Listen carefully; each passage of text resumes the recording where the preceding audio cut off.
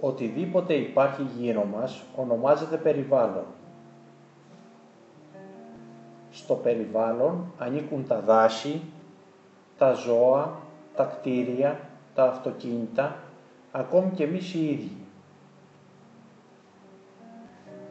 Το νερό, ο αέρας, το χώμα, τα έμβια όντα, γενικά ό,τι δημιουργεί η φύση αποτελούν το φυσικό περιβάλλον.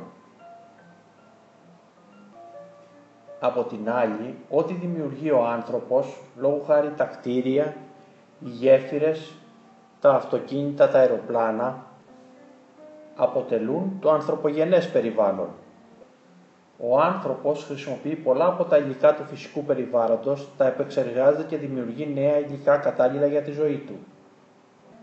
Η χημεία έχει αποδειχθεί στην πράξη μια πολύτιμη επιστήμη για τη ζωή μας. Πολλές από τις ανέσεις της ζωής μας οφείλονται στη χημεία.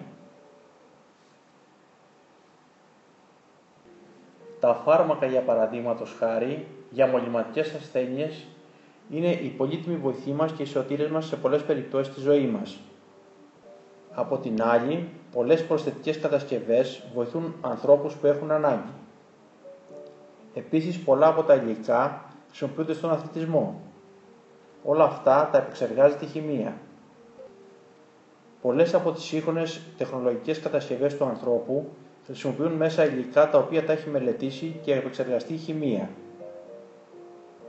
Όμως, η χημεία πολλές φορές χρησιμοποιείται από τον άνθρωπο και με λάθος τρόπο.